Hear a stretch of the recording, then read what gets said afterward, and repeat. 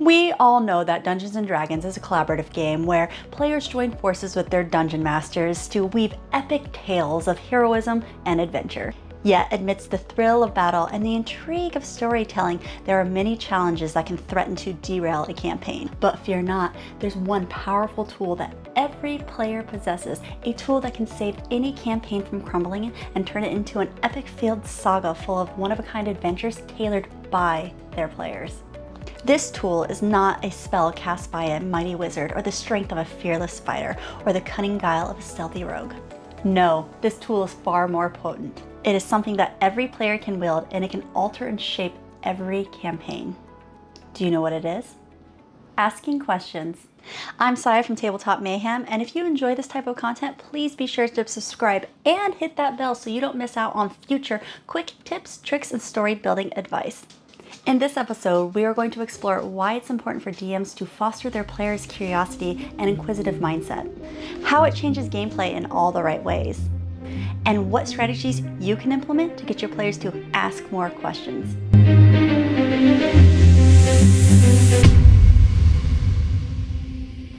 You hear me say that players need to ask more questions, and you're probably thinking, well, duh. Asking questions is how you play the game. Yes, it is. But it's so much more. It's widely accepted that asking questions is probably the best way a DM can support a player, but it's also the best way that a player can support a DM throughout a campaign. Beyond a trauma-filled backstory or a player who could probably win an Oscar with their role-playing, asking questions is the one thing a player can do that can have an incredible impact on a campaign for several reasons. First, as previously mentioned, asking questions is how you play the game. Asking questions allows you to learn the fundamentals of the game, the rules, and how and what it is your character can do. You ask questions to explore and to get more information. Whether it is to get more information about the suspicious NPC that your characters find themselves talking to at the local tavern, to trying to uncover hidden clues in a room that your characters may be investigating. How else are they going to know if that ebony sword draped in a dark aura is suspicious or gives off bad vibes? Or if your players should be concerned about the chest in the corner that they swore just took a breath? Asking questions is absolutely how you play the game. You ask questions and you roll dice, but it can be so much more. Asking questions is not only necessary for gameplay, it is absolutely necessary in creating good gameplay. Asking questions now allows the DM to give the information about the NPCs, the clues, the very apparently evil sword, the setting, the scene, the world, naturally in a give and take format with the players to kind of build off of each other to create these very important aspects to the game. The discovery of information through investigation by your players is so incredibly important to gameplay. This give and take interaction between DMs and their players leads to more details, more exploration, and more immersive storytelling. It's a rewarding process by providing more information, more clues, more details, more exploration of the environment as well as the story. Thus, captivating their attention, keeping them focused and engaged, and having their insights shape the world around their characters is so incredibly rewarding for players. Now, how do we get our players to ask these ever so important questions? This can be done easily with a few strategies.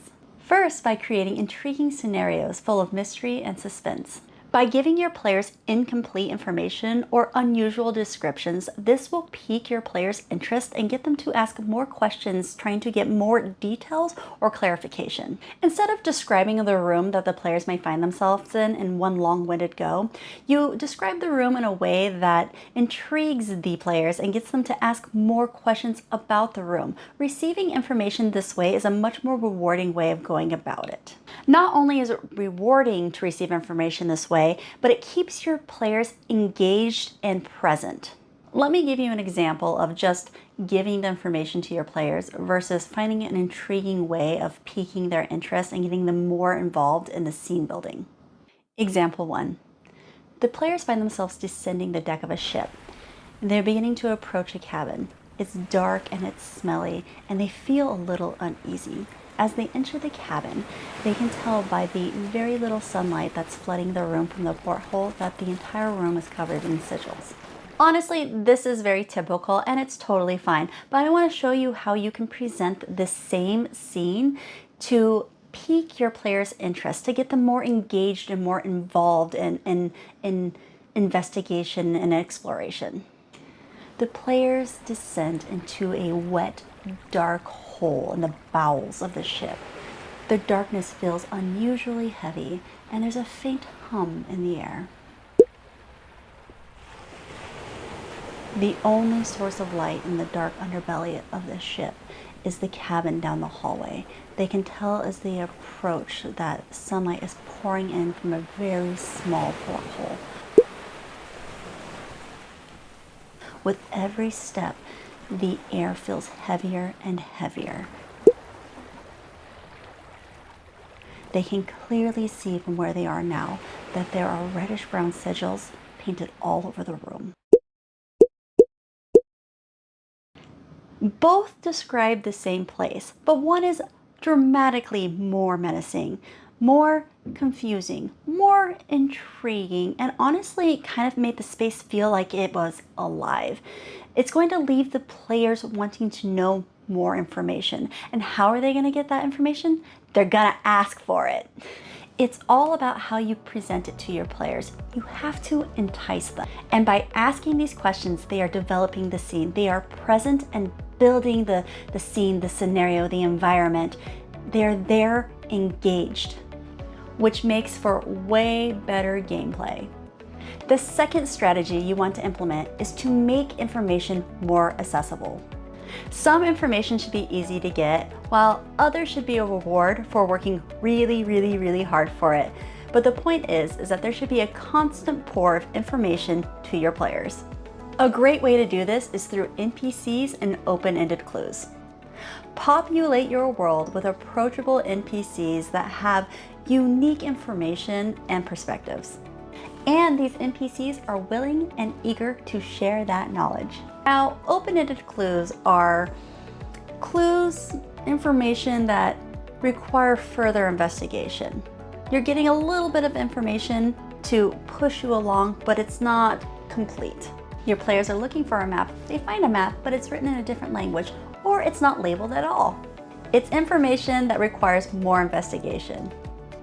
And it's very important for you to provide time and space to allow your players to kind of pause and reflect on all of this information. It's important to give your players time to think and formulate questions without feeling rushed. Giving them moments of quiet where they can reflect on a situation. Traveling between places, sitting around a campfire, drinking in a tavern, downtime is a good time for thinking. Sometimes listening to my players speculate as to what is going on actually inspires me. I'm like, yes, that's a very cool idea. I'm gonna reward you by letting you figure that out. Come on, we've all done that before. When it comes to a source of information, never underestimate the power of an NPC. As mentioned before, you do have the NPCs that are just placed around the world to be sources of knowledge, but they can actually be so much more. Having a NPC be a part of a party or being very close to a party can be such a wonderful tool to help players out when they're investigating. If your players just don't get it or they seem lost, you can always have an NPC come in and kind of question the situation for them. That guy seems a little suspicious. Do you think he's acting suspicious? And then you can have the player kind of take over the scenario. So they still get rewarded, they just need a little push here and there. You can also have them lead by example. If your players walk into a room and are not quite sure where to look or what they're doing in this room, you can always have your NPC be like, oh, do you see those scratches on the floor? I wonder what caused that.